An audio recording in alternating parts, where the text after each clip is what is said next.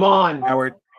Our two favorite words, ladies and gentlemen, from Isles Talk is injured reserve. Hello, everyone. My name is Paul Kreischer, finally coming back after being on the injured reserve with double bronchitis. Joining me this evening, Gary Harding. Gary, how are you doing? Again, joining back from the injury reserve because of a heart issue, but I've got a clean bill of health from my cardiologist yesterday, so we are back at 100%, and it's great to be Thank back. God. Yes. And Joe is actually joining us this evening, real quick. He has internet issues, but he is definitely coming on. So it'll be the three of us. Hello, boys. Hello, everyone in the chat room. Um, Everyone watching on all the social media platforms. Welcome to Isles Talk. And boy, it's been a month. Uh, you know, this is no longer boring hockey. You That's for didn't want sure. boring. It's definitely not boring. This has It, been a it's definite test of my heart. this is definitely a drama team now. Drama. The team itself does not have drama. The personalities, but the fans, they're going nuts. They're all going nuts, and we're going to talk about that tonight. Um, so let's get into the positives first. After a month, we haven't done a show. Let's talk about the Islanders after a month. Do you want to start us off, Garrity, or shall I start us off, or what You would you can like to start do? us off. Yeah, you can lead me Well, in. here's the thing, folks. About a month ago, the Islanders, as a team, were on pace for 210 goals. 210. Since a month has passed, the Islanders, believe it or not, if you play the law of averages, they're now on pace for 254 goals. If you play the percentages like I do, you're looking at a 276 goal pace. Forget about a revival. This team's like on something to score. And this is on thank you to Matt Barzell. Thank you to Bo Horvat. Thank you to Noah Dobson. Thank you, Simon Holmstrom. We'll get into him a little later on. We will. Thank you, Mike Riley. And I'm going to get into that as well. For those of you who have been watching this show now for a couple of years, I'm very big on the defensemen getting involved on the offense. Okay.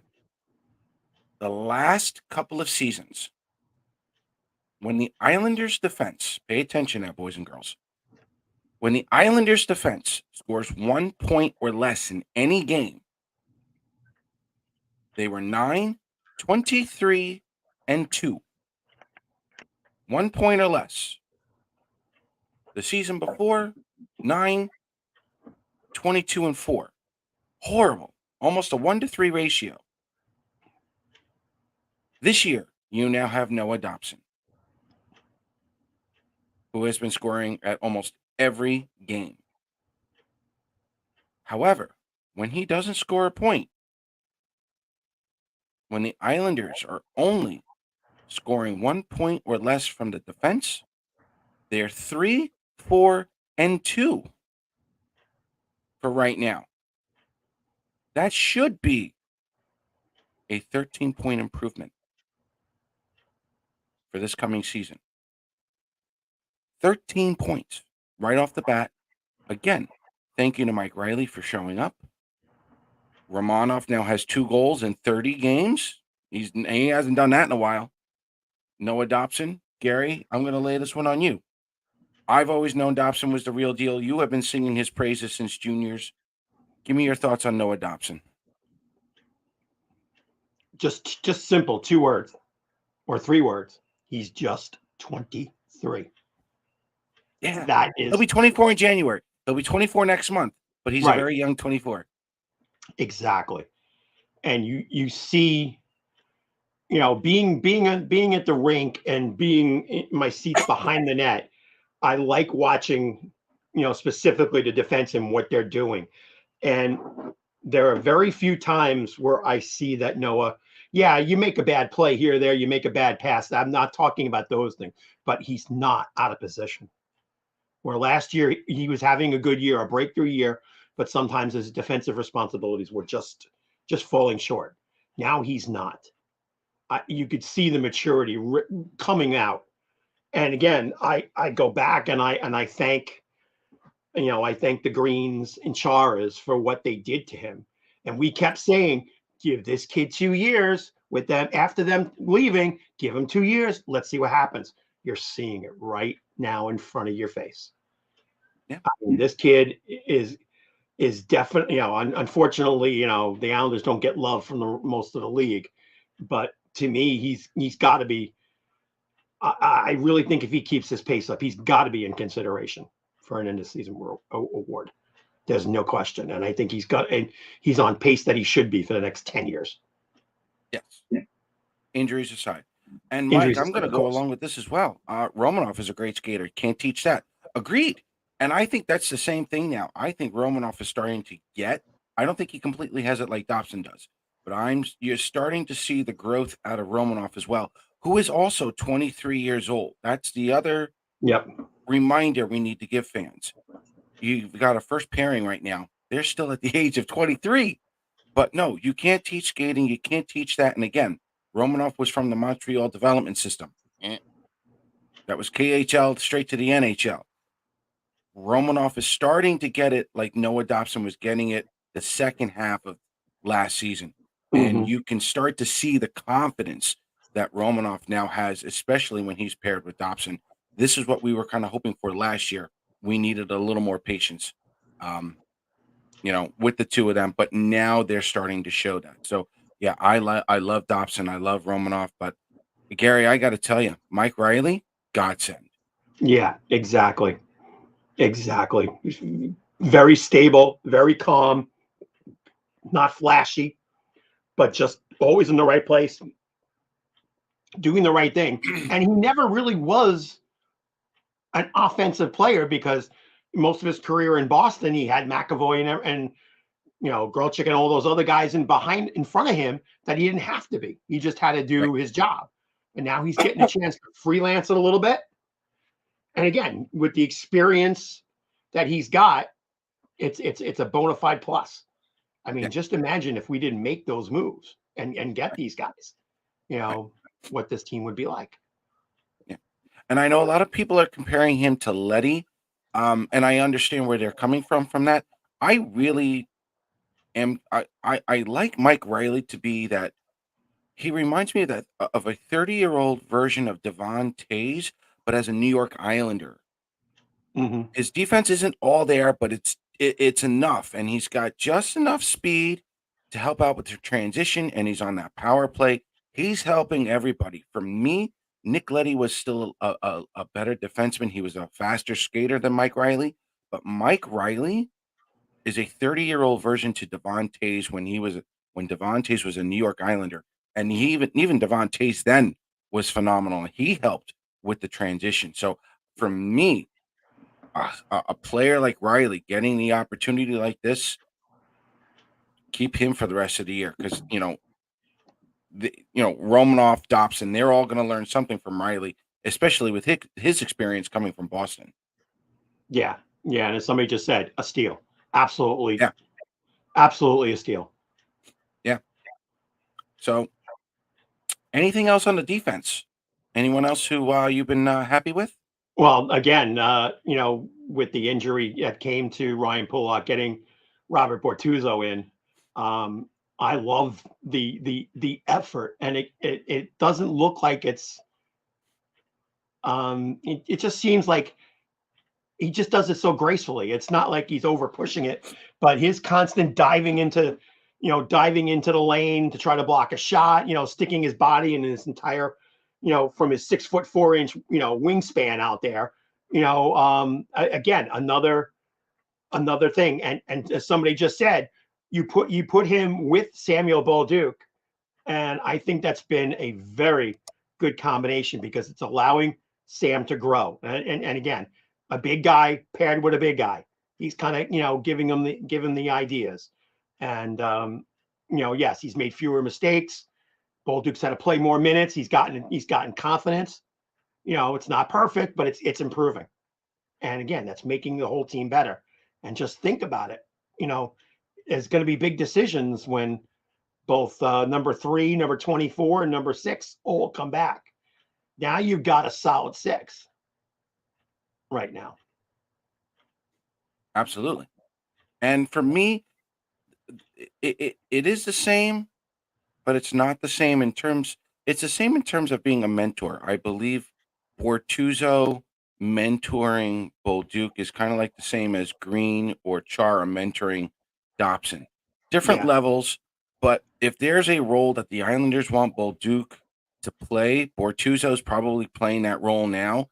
So, as Bolduc has already said, Bortuzzo is the communicator out there. He's vocally guiding Bolduc on to where he wants Bolduc to play and whatnot, so that way Bolduc understands everything. And I think that's perfect for any kind of development for any kind of defenseman, especially when they get called up early. Because in all honesty, Bolduc, because of the COVID situation, the losses of games, and just the contract status, he is up early. So it's the fact that the Islanders are right now giving him the Noah Dobson treatment, which is what I was hoping for. This is going to be absolutely beneficial for him um, for this year, maybe even next year. Let's see how we get that going. So um, that's the defense, guys. I don't know. Yeah, honestly, guys, I don't. We don't know who's going to be the pairing or whatnot. That's going to be something for Lambert to figure out. We don't know who or when's coming back or whatnot. But as far as I'm concerned, let's just go one game at a time here. Oh, Mr. Cliche. Thank you very much. Yeah, sorry. But honestly, I don't think Pelech's been skating. So I don't think Pelech Pelech will be hasn't. back. Kulak is eligible to come back Tuesday, but from what I've heard from people that I know, they're thinking that he will not step back on the ice in a game situation until after the holiday. So, Okay. let him So get the speed. Let yeah. him be ready. So, we're gonna give us another 2 weeks because we don't know what's gonna happen here. No one really knows. No. So yeah, we'll go from there. Well, I am literally stalling that question for another 2 weeks. We'll see what happens and whatnot. We'll see if any injuries come up or whatnot. All right. Mhm. So let's also get into the positives here on offense. Matt Barzell, Bo Horvat, finally gelling. Anders Lee coming together as well as a line. Listen, Gary, I think this line is now better than the Oposo Tavares Barely line. Give me Yeah, your thoughts. it's getting that way. I absolutely think with everything that Lou wanted when that deal was made last January to bring Bo in, it is now coming to fruition in front of his eyes. The chemistry between the two of them is just it's just great. Yeah. And I think Lane was struggling on where Anders fit. And in the beginning he tried to put him up there. It didn't work. It moved him down to the third line, got a little confidence back and said, you know what, let's pump him up to the top. And I really think they've done well. Is Anders Lee going to be a 40-goal scorer anymore? No, I don't think so. But he's got a purpose. And his strength is still his main weapon of choice. And with that line doing what they do, I think he can still contribute to a 20-goal season and be an effective player on PP2, So I'm very happy with what's going on at this point. Yeah. That line is actually one of the better 5-on-5 lines in the league right now. So there's no need to change it. Yeah, I'm gonna get pummeled with questions here on Parise. So thoughts on Parise and the results. Roster moves that may be necessary. And I'll do a cop out here. Is the Parise talk real? Yes. Let's just get that out of the way. Yes. Yes. To the extent, not allowed to say. I'm gonna get yelled at. Listen, the Islanders currently have $3 million in cap space that they're allowed to use due to the long-term injured reserve. As far as I'm concerned, I've been waiting for Lou to make a trade now. It's the right time. Anytime between now and the trade, Christmas freeze, starting December 19th. Oh, right. Yeah, there's a trade freeze from the 19th to the 26th. Right. After the 26th, it goes into what Gary had just said. Maybe the players will be back by then. Who knows? So on and so forth. What I don't know, gentlemen, and maybe anyone in the chat room can answer this. Maybe Gary, you can answer this for me. Any free agent, if they are supposed to play or if they want to play this year, I'm under the impression that they have to sign a contract in December in order to play the rest of the season. Yeah, I'm not sure on that. Okay. But the fact, I think that the paper that it came out in the papers that he's working, and from somebody else I know has said that Parisi is working at double time speed. So I think Right. he's really trying to get himself in shape enough so that if he does sign, and again, we all know what he said when he decided not to come back this year was the Islanders are no one. Right. And I can't think that he would make a liar out of that statement. So, he's going to want to come back here and play for Lou. So, what's going to happen then? There's a lot of questions going on. There's a lot of guys that are not, that people are unhappy that are not in the lineup. And, well, that's your opinion, but, there's got to be, there has to be some movement going on. Again, I don't have any crystal ball, but, I think I know hockey enough over my 5 decades of watching the game to know that there's got to be something on the horizon, and very, very soon. Okay, so I have one person telling me yes. I have another person telling me no. He has to sign by March 8th, the trade deadline, in order to play in the playoffs. That is the only deadline that I'm aware of. Okay, good.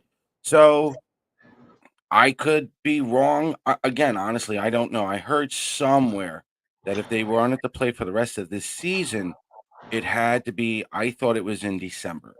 But again, we'll find out. March 8th, in all honesty, sounds a little late for me, in all honesty. Waiting that long.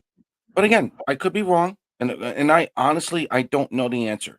So we'll find out. Anyway, the possibility of Zach Parise coming back would be a positive because that was also help your penalty kill just a little bit. Speaking of the penalty kill, let's get into that segue. Simon Holmstrom.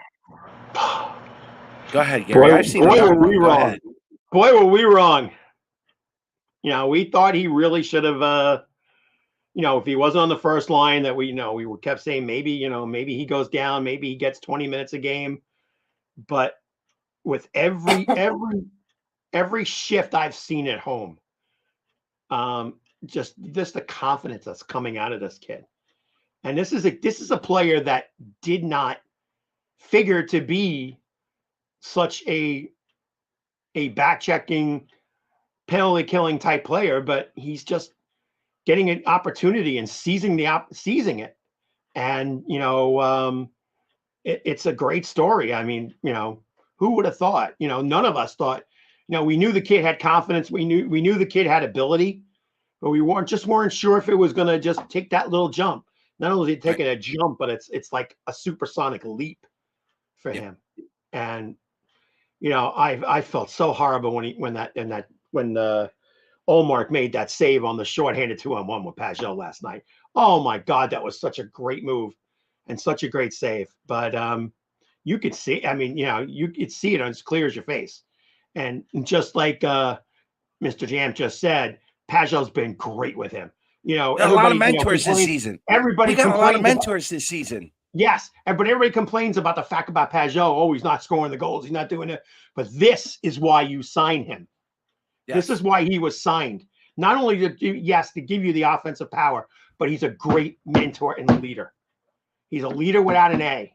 And you don't find, there's a lot of times you don't find them. Those are special diamonds in the rough. And he's been great with Simon. And again, hats off. And you don't get that in the stat sheets or your, contract negotiations. But this has been a monster help. Okay. So now, yes, I will still stand my ground, even though I am wrong. These are one of these days that I am very thankful to be wrong. When I cover the prospects, I'm old fashioned. I will definitely keep that player longer and over ready to come into the NHL before being early. Thank God the Islanders knew better to bring him up at this right time. Even with his shorthanded goals, ladies and gentlemen, you take out those four, he would still have 5 goals in 29 games, which would give him roughly 14, 15 goals for the season. That's what you want out of a third liner. So, has Simon Holmstrom arrived in the NHL?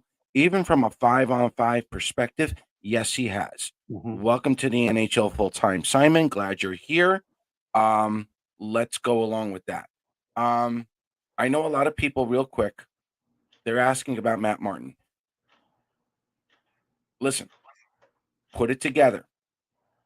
For those of you who have been out of sports for a while, I used to play in a lot of contact sports myself. When someone starts off on injured reserve, they come off injured reserve. And then all of a sudden they're put back on injured reserve. There's usually one injury, and it's usually in one spot. I'll let you guys put it together. Think about it. Hint, hint. Okay.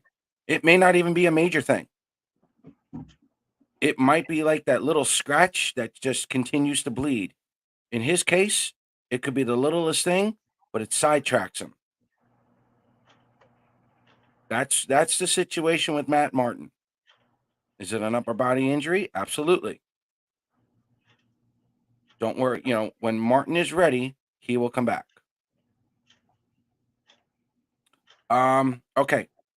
Let's talk again. Offense. That second line. Enval, Nelson and Palmieri. Nelson, Palmieri. I'm just glad Palmieri's been able to stay healthy this long. Yeah. Palmieri's on pace to have the best. He's on pace to have his best year ever. Can I interject a second? Go ahead. Because I got to give some love to my friends in Section 316. Go ahead. Especially my buddy Steve, who I call the president of the Kyle Palmieri fan club. That is the sarcasm. No, that unfortunately is a sarcasm because he keeps ripping on him all the time. He calls Pelech and Palmieri the killer bees for other reasons. But yeah, Palmieri's been healthy, despite what this guy thinks, because he's listening right now. So I'm just giving him some love. But despite all that, he's on pace for 27 goals. Yes, he's doing the right things. There were 3 opportunities he had in the first period on Boston on the same shift over a 10-second frame that he got open twice.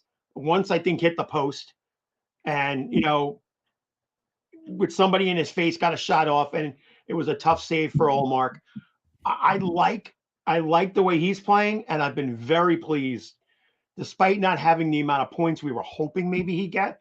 But I love Engvall's speed when he's coming out of the neutral zone, because it's all of a sudden that gear just clicks, and that's him and Julian Gauthier have that same kind of gear that you think they're not going to catch you, and all of a sudden they're flying past you. And as you said, as somebody said before, you can't teach speed. You can't teach that type of attitude. That's just something that's inherent. And yeah, I'm very happy with the second line. Yeah. So, and let's get into Gauthier real quick. He comes in, steps up, and he just looks like he fits into the system as well. Like, we're not. I hate nitpicking particular players because it sounds like we're doing a rebuild. We're not doing a rebuild. This is far from it. We're talking about lines. We're talking about the team as a whole. The team's in second place despite all the rebuild, issues. It's retool. Yeah, it's or as other people say, it's next man up syndrome. Yeah. Gauthier's ready. He needed to step up. He came in, goals in back-to-back games, showing the speed, showing the tenacity. He hits well. He's not afraid to get in the corners. Those are the type of guys you need. Right. Yep. So, everyone's fitting into the system. All right, real quick. Wahlstrom entering Bustum. No, he's not. In my opinion, and he's not. And for those of you who have watched this show in the beginning of the year, I didn't have Wahlstrom making any kind of an impact until the second half of the season. I said this before. If he remains on the team, I still think he has a shot to replace Kyle Palmieri eventually on that second line. If he can find his consistency. That's the kicker. We're literally just down to consistency on Wahlstrom.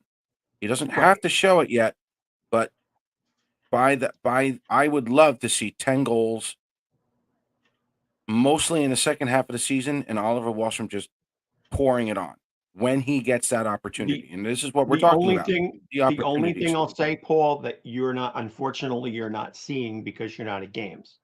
Mm-hmm. I see when watching, because he's been in warm-ups every game, and I watch the body language. And how is it? It's horrible. Okay. It's absolutely horrific. It's like, especially when they're doing the line moves, and he's not playing, so that, but he's just standing there kind of like looking into space. It's not good. It really isn't. And we've been critical over him the past couple of years. You and I both have.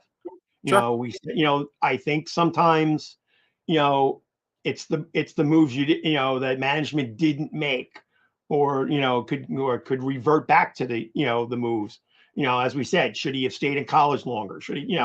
Unfortunately, they forced him. It's one of those situations, and it happens in all sports. You bring somebody in, like you said, in too early. They didn't bring Simon up too early. They gave him time to build. They should have gave Wahlstrom the same time. Right. Everybody just thought because he had that great shot that it would immediately translate, kind of like what a Cole Caulfield did. Right. But it doesn't always do that. And if you mess up the attitude, you mess up the psyche, you mess up the brain, that's a big problem. Right. And that's what I think it's come down to. I hope I'm wrong.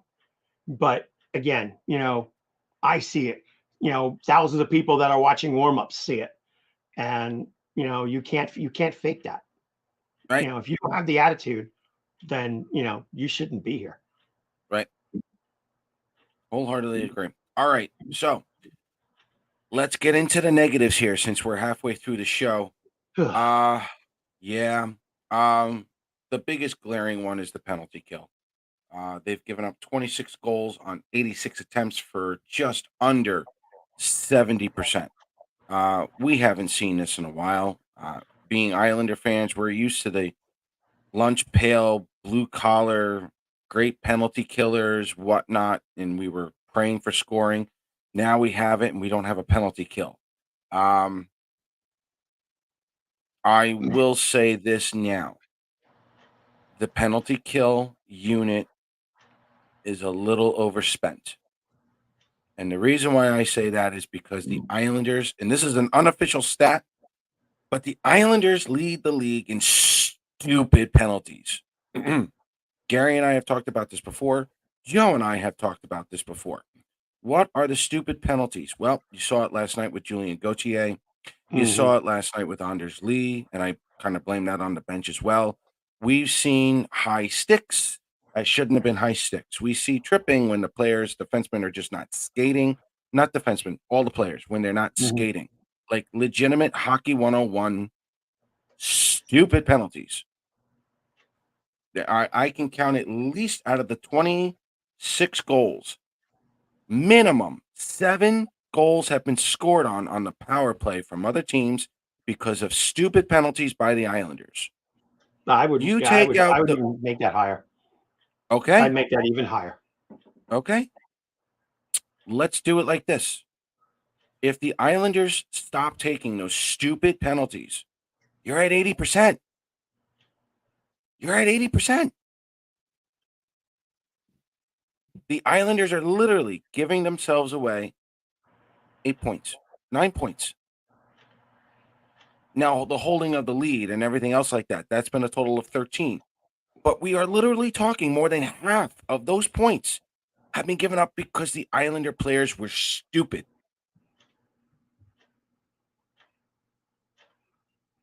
That's a lack of structure in their own game, in their own play. Right off the bat. Now, I'm also going to Ilya Sorokin hasn't been quite Sorokin. I'm going to defend Sorokin here at the moment. And I'm going to kind of go along with Michael Watts. I'm going to agree with both Michael and Mark because I don't think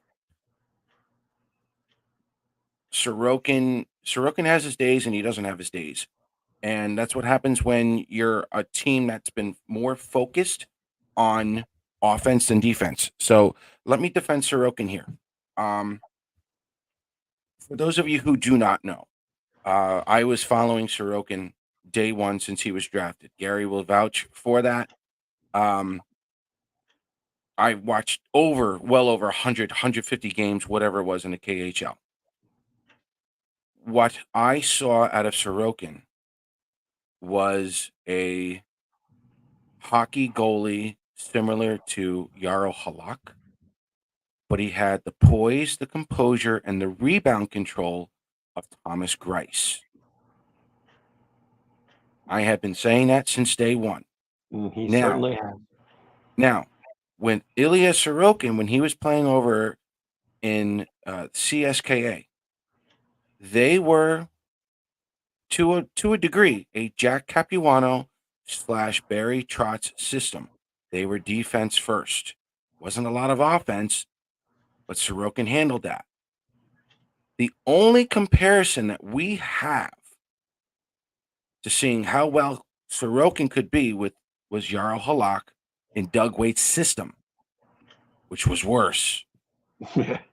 Okay. Halak ended up going down to the minors. All right. However, if you take a look, and this is Hockey 101, folks, if you want to know how bad or good a goalie is doing specifically, you look at the save percentage. He's at 912. Okay. 912 through the amount of games that he's played. He's still a top 10, top 11 goalie in the NHL. The problem is we're seeing more of the Yarrow Halak side than we are the Thomas Greiss. Could it just be this season? Yes. Is he being peppered all the time? Yes. Do you really want Yarrow Halak in a defense like this with a defense, young defense like this? No, not really. I think he's playing better than Yarrow, obviously. But with the team defensive concept not really there yet, that structure, it's not there yet. I think the whole defense they're learning. I think the forwards are learning to forecheck a little bit more, but they're trying to generate more offense. Sorokin is not used to this. I'm not putting up excuses. Believe me, Sorokin has had his issues this year, no doubt. Mhm. But for me, am I surprised to see him struggle like this? No, because I've seen him struggle when he has to literally save a team almost every night, and he's got the offense there, and there's no defense. He needs a better defense around him because then he'll be able to steal those games. I don't think he's been put in a mindset where he has to save a game because it's like it's only him. There's too much pressure on him to save the team every night because I don't think that defensive structure is there. So, Gary, give me your thoughts on Sorokin. I'm not much far away from you. Yes, he's given up a lot of goals that I think last year he probably would not have. Right. As I mentioned to you off air, the thing I was very surprised with, even when he's having struggles in certain games, um, there's a lot of decent rebound control. There's not a lot of things going out. Last night rebounds were or coming off his pads and getting almost to the blue line, right? By Right. touching. That was a surprise. I've never really seen Sorokin be like that. But do I just say maybe it's just a bad night? He didn't play really terribly. I mean, a couple of goals, you hope he would have had. Everybody's going to complain about the penalty on the fourth goal, but like you said, there's been a roller coaster ride of defensive guys around him, and for most things he was stable with that in the past. He hasn't been that stable this year. There's been a lot of different guys going different different combinations. That doesn't help your goaltending either. So maybe with the return of everybody after the holiday, you might get to that point. And I think just weather out the storm. Not every year, goaltenders are on their game. Sometimes they slip a little bit. And Farley has been a bit of help. I'm sure he's going to play tonight, in Montreal on a back-to-back. He's been great on the road. And he's the type of player that I think is better equipped to deal with a situation like this. He's had experience with it with some of his other stops of revolving defensive core. I mean, granted, Sorokin is a little older than your typical fourth-year player, but he's just maybe not have had the opportunity to see it as much. So we'll see what happens. And again, Varley's been doing very well. His save percentage is there. I think the goaltenders, like the defense, they're all trying to learn how to win a hockey game in that third period. They're all trying to learn it. One of my biggest issues, again, still, and we've all seen it, getting that puck out of their own zone is still an issue. But for whatever reason, in the third period, there's 5 or 6 minutes to go. The Islanders are not dumping the puck in. They're not doing a chip and chase or anything else. They're like doing a cross ice feed or whatnot. They're still trying to set up a play, and there's nothing to set up. And I've seen that a couple of times. I'm like, just throw the puck in. Throw the puck in, keep it in the corners, keep the puck away from Sorokin, keep the puck away from Varlamov. Give them a chance to get mentally back into the game. Because if you keep getting peppered every game, it's not going to help their psyche all the time. Granted, goalies love to see a lot of pucks, but not this much. Chip the puck in. Try to do something. It doesn't have to be the Barry Trotz system, but if you have a lead, kill the time. Stop creating the turnovers. That's been killing the Islanders as well. All right, Michael, are the Isles for real or division just bad? For those of you who did not watch our predictions segment, I actually have the Islanders finishing second in the division this year because I felt the Carolina Hurricanes have been so good for so long. I was waiting for the rug to be pulled from underneath them. I had New Jersey in first, doing just that, and they are doing just that. I had New Jersey in first. I thought there was enough team offense and defense to save their goaltending, but Dougie Hamilton has been out. So the Devils have definitely been struggling, and their goaltending is not there. The Rangers, in all honesty, their goaltending right now is going to be a little shaky. Not so much Jonathan Quick, but the Rangers have hit a certain high. The question for them is, how low are they going to go? I don't think they're going to get much higher than where they're at. Do they come down at all, or do they coast the rest of the season? I think they're going to come down to earth a little bit more. Now, to answer Michael's question, are the Isles for real? That's what we're finding out now. Me personally, I couldn't give you that answer. No. We've been so used to Jack Capuano and Barry Trotz styles. What the hell are we looking at here? I mean, granted, Gary and I are old enough. We know what a lot of offense is from the late 70s, early 80s, even in the 90s when they were scoring at will. It's been a while. So to honestly answer that question, are the Islanders for real? The offense is there, but I'll tell you right now, the Islanders right now as a team, they're on pace for 249 goals. That's how much they're giving up. That's not good. No.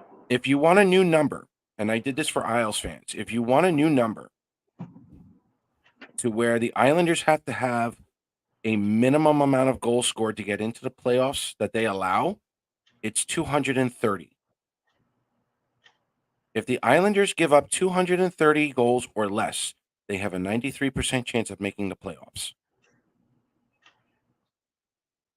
So their overall team defense needs to improve. They need to figure it out.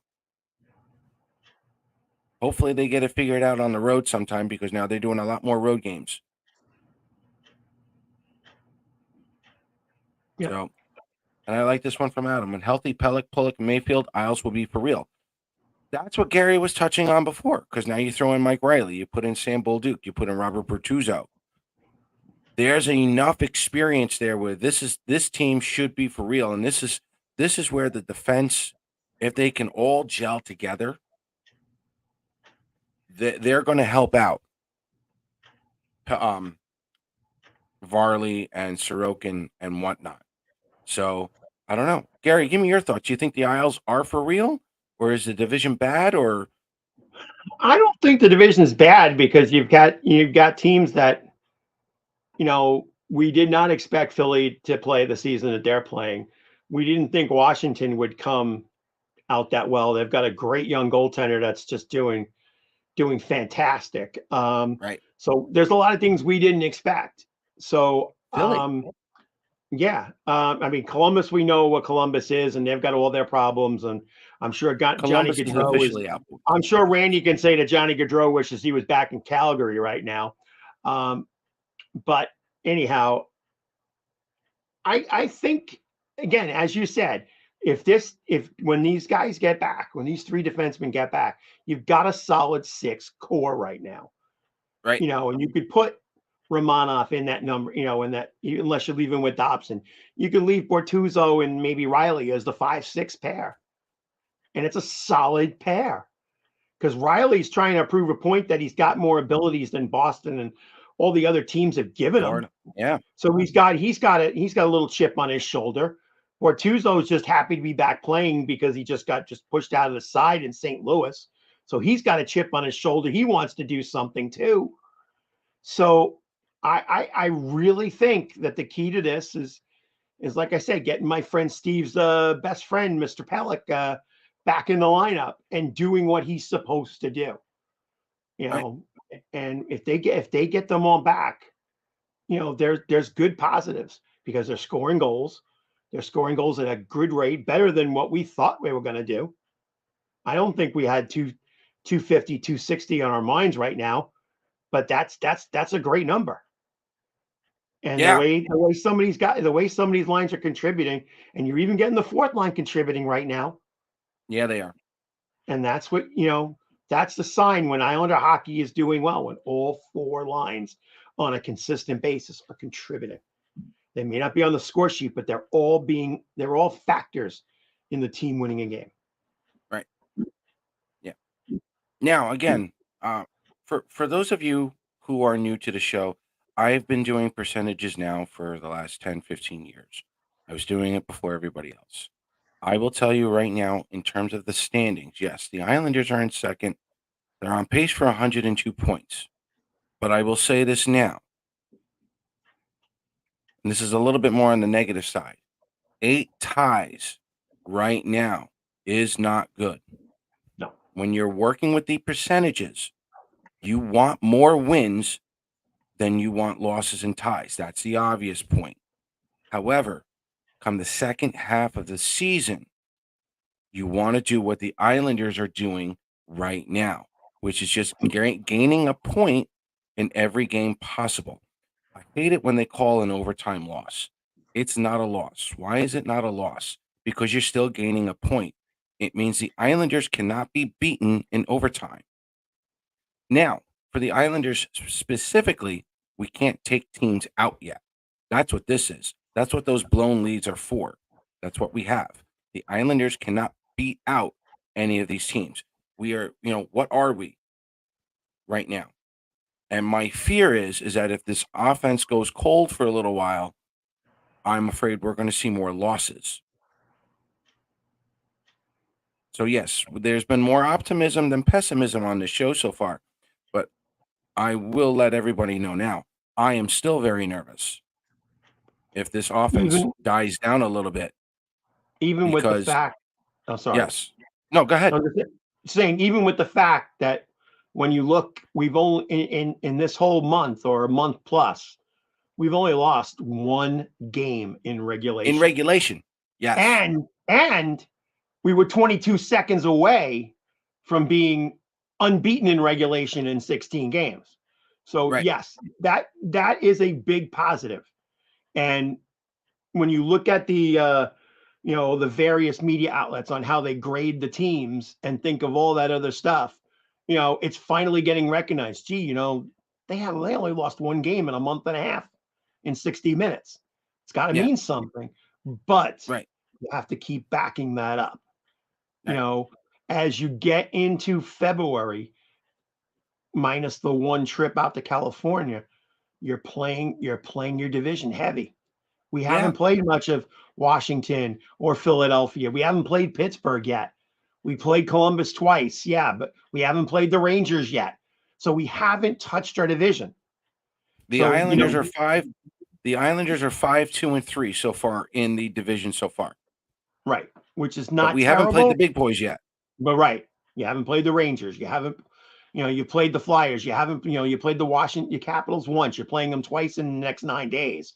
But you're going to start to, get more involved with the Metro Division, and that's where you can't afford to get those what they call loser points. I don't call them loser Right. points either, but I just saw it No. and I see it on the screen.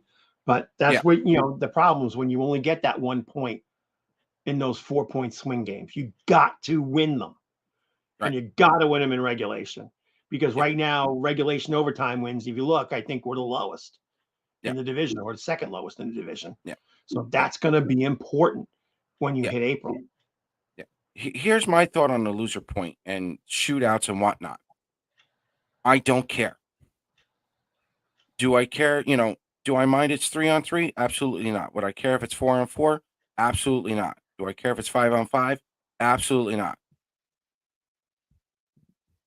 You know how you get out of shootouts? Do you know how you get out of overtimes during the regular season? Win in win, baby. regulation. Just win, baby. Win in regulation. That's how you stop shootouts. That's how you stop the 3-on-3 nonsense. That's how I feel about it. Me personally, I like the 3-on-3. It's quick, it's dramatic, it's not a skills competition per se, but it ends the game quicker. I can't go back to the traditional 5-on-5 or 4-on-4 for 10 minutes. We've already been sitting there for 2.5 hours, 3 hours, and now you're expecting us to sit another 5, 10 minutes, 4-on-4? No, I want to go home. People have to commute. People have jobs in the morning. Okay, if we started these games at 6 o'clock at night, okay, I'd be a little different about that. But we're starting at 7:30. I want to go home if I were going to games. Win in regulation. That's how you get out of the shootouts. That's how you get out of the overtimes, the 3-on-3s.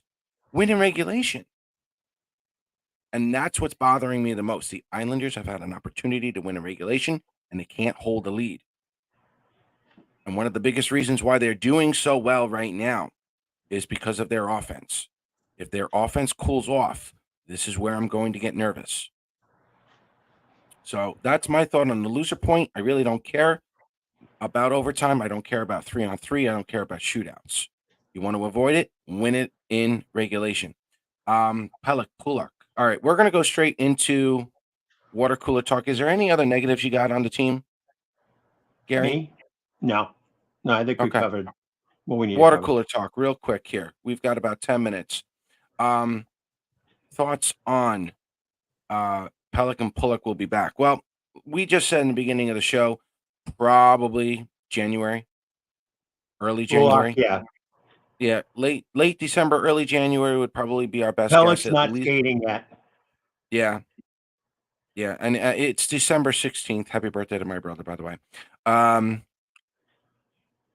Yeah, again, give us another 2 weeks on Pelech. We'll probably have a better idea. Pulock, probably. I think they'll hold him off. I think Gary's right through the Christmas break and whatnot. So call it early January, maybe late December for Pulock, and we'll go from there. Yeah, such a bad record, no teen shootout. But I'll say this: let's go back to a positive. Simon Holmstrom, put him in a shootout. That was a sweet goal. Put him in a shootout, and I'll be honest again. Take Matt Barzell out of a shootout. Just stop. Oh, I'm so tired of these guys doing like 18 moves in front I'm of the tired net. of that John Tavares tic tac. Cover the Yeah, puck and exactly. whatnot. That's a stupid. Hate pasta, like pasta, but I like what he did. He just came in, whipped that shot, game over. See you Right. later. See you later. Can I do a rant? Sure, go ahead. Okay. I've heard from a couple of people not from this area about this, and I've got to put my 2 cents in. I am so freaking tired of people going off on Tavares. It's enough. It's 6 years now. Grow a set and give it a rest. All right. It's 6 years now. He's made one playoff appearance. He made one visit into the second round in 5 years, and look how many we've been to. Enough already. Okay. You could still boo him, but it was ridiculous. We were a disgrace to the rest of the league. I don't like Paul Bissonnette. He's a P word that rhymes with tick. Okay. But he had a point. He had a point. We looked stupid doing that. Okay. I mean, Butchie tweeted and told him to come by and show up with his 0 points, which I thought was pretty funny. But enough already. Tavares now is an opponent. The first game I booed a little, and I applauded, and that's it. And I'll honestly say I stood up and applauded when he got his 1,000th point because I respect the human and the hockey player. I mean, you reach something only 98 people have ever done. That's a great statistic. And 63% of it was wearing our colors. Not 70, not 80, percent them, but 63% us. And he did things for this organization. Despite what his decision was. It's done. It's enough. Leave it alone. But of course, nobody will listen to me. What do I know? Yeah, exactly. You've been telling me that for 15 years. You're a pain in the ass. About that, yeah. Yeah, listen. I know what happened with John Tavares and the Islanders. I've said it quite a few times. There's a lot of blame to go around. It's not all on John Tavares. A lot of people are You going don't to have to say, go through a lot of it, but I just wanted to get that yeah, off my chest. I felt good. yeah, some of the stuff is true. Some of the stuff I don't think a lot of people really know. Yeah, I don't think we'll ever know. And the stuff I found out, from me with the information that I know of what really went down, I still have John Tavares' jersey. Will I wear it? Probably not. But I still hold on to it. That was just a really bad situation. Not during this show because we are off, but no, if you want me to share that info, I'll be more than happy. Next show, whatever. If you guys really need a good healing session with Tavares, I'll do it. I don't care. I'm not going to get in trouble with the Islanders at this point because some of that info has already come out. So, if you guys really want me to do a little healing session for you guys, I will do it. But with the info that I've had, I still have John Tavares' jersey somewhere. I know it's in the closet. Will I wear it? Probably not. But that would be the extent. But yeah, congratulations to John Tavares on 1,000 points. Anything else? Any other questions, comments, concerns about the season? Give me your thoughts, positives, negatives.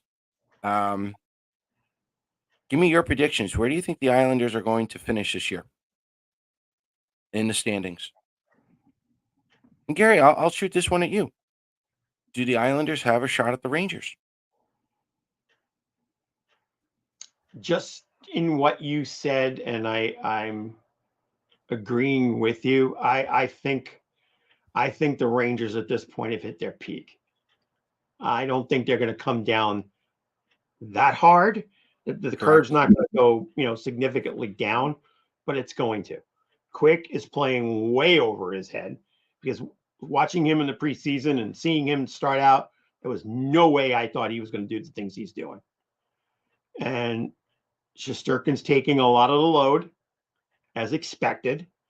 And again, I think both Ilya and Igor are having similar issues. They're just not as comfortable as they've been. Right. Is it homesickness? Is it just the way the tide is turning on both of them? Right. I'd probably say the latter than the former. Sure. And I think they'll come back. But there's been just too many unsung heroes, I think, on the Rangers playing way over their heads. The normal guys are doing the normal things, the Zibanejad, the Kreiders, those types, the Adam Foxes, those types of things. They're getting great contributions up and down the lineup. Do I think that's going to sustain? I don't think it will. If it does, I'll be surprised, and I'll applaud them for it. But do I think we have a shot? Again, if everything lines up, the 6D that we could potentially have become the 6D and play together for a significant amount of time, that improves everything. We keep doing those 2 points a game contributions from the defense like we've been doing, as Paul been keeping stats of that over all this time. You have that, and plus the stabilization there stabilizes the back end. And the mentoring. And the mentoring continuing. Right. And the contributions from our offense keep at that level. There's a shot. I won't say it's going to happen, but there is a shot. Right. I'll leave it at that. Okay. Yeah, and for me, I'm still a little nervous. I want to know if this offense is for real because we know it's hot at the moment. I would like to see a little more defensive responsibility. I'm not gonna lie. I used to play college basketball. I used to play a lot of basketball and whatnot. I don't watch the NBA anymore because it's all offense. I watch the NBA come playoff time. That's about it. It's a little boring for me. As much as I love seeing a lot of offense in hockey, I do love that defensive aspect of the game. Give me that 2-1 game with a 3-1 empty netter. Give me that every once in a while. And I used to play goalie as well. So for me, I need to see a little more defensive structure out of the Islanders in order for me to say, yes, I think the Islanders can take first. Yes, I think the Islanders can remain in second. I'm not completely there yet. When I say the Islanders are on pace for 276 goals, they're on a hot streak. That's all that means right now. When does this hot streak end? Is it going to end? We don't know anymore because this is something out of our element. But for me, I need to see a little more defensive structure. That could probably include a little of a hot streak with the goalies and whatnot. But we'll go from there. Do we see the Isles going after D-Man? Well, look, this is what we said before. In terms of a trade at all, as far as I'm concerned, Lou Lamoriello currently has $3 million to spend with that long-term injured reserve. As far as I'm concerned, he's been on the trade watch ever since that happened. Okay. Could he make a trade between now and the Christmas trade freeze? Yep. Could he make a trade by the time Pelech and Pulock come back? Yep. Will I be shocked? Absolutely not. Zach Parise coming back, would love it. I'll go with Mike here. I think he adds, Parise. I think that would be phenomenal. Yeah, no, it's all there. Yeah. I'm on a Lou Lamoriello watch. I still think there's a trade coming. Obviously, Lou knows the players and what's going on far better than we do. But you give Lou Lamoriello $3 million to work with right now. Yeah, he's on it. As far as I'm concerned, he's on a trade watch. Who are they going to trade for? I don't know. At this point, like Lane Lambert said, they're getting points every game. I don't think Lou is going to mess up the chemistry at this point unless someone has requested a trade and then, or it's a cap situation where they have to get below the cap and whatnot. So I think it's going to happen depending on the health of both Pelech and Pulock. So as far as I'm concerned, probably for the next 2 or 3 weeks. For me only, Lou Lamoriello is on a trade watch, but that's just my opinion. Right. Would agree He's with got that. $3 million 100%. to work with. He's got $3 million to work with right now. Yes, he can do that. He's got $3 million to work with, and even if he picks up dead cap space, someone who's already on LTIR, he can do that. Finagling the cap. Now, for those of you who don't know, general managers hate using long-term injured reserve. They don't like using it. They'd rather accumulate the Cap space. the cap space throughout the season, because then it's not costing them as much. So, but again, the last couple of Stanley Cup winners, they've all used long-term injured reserve somewhere. You look up the stats. To my knowledge, I think the Colorado Avalanche were the only ones recently who have not used long-term injured reserve. So we'll go from there. All right, it's 7:01. Gary, closing thoughts. Thankful for the great homestand. The tough one to lose on Friday night, but I'm happy the way things are going. You just have to just hope that the guys get healthy, and we're maybe for as a Christmas present to the fans, they just keep on winning through the next few days. Tuesday's going to be fun with Edmonton coming into town. Let's hope they give a nice Christmas present to the fans and get another 2 points and keep this streak running, man. Yeah, and I'm going to say the same thing. Enjoy these games, guys. For me, over the next 10 games, 15 games, I want to see a little better defensive effort. I'd like to see either Varley or Sorokin get hot or in a zone. And, defensively, I like to be a little bit better. And we'll see what happens. Let's see if everyone comes together and gets on the same page over the next 10 to 15 games, and we'll go from there. So it'll be a lot of fun. Nelson, Islander prospect. Danny Nelson is on the Team USA for the World Junior Championship. So is Quinn Finley. No relation to Brock. So just two good younger players who hopefully get a shot with the Islanders at some point. But we'll talk prospects and juniors in a couple of more weeks when we're ready. So, all right, ladies and gentlemen, that's it for us. Thank you so much for coming on. You can follow me at P_Kreischer on Twitter. Gary, where can they find you? At IslesMet63.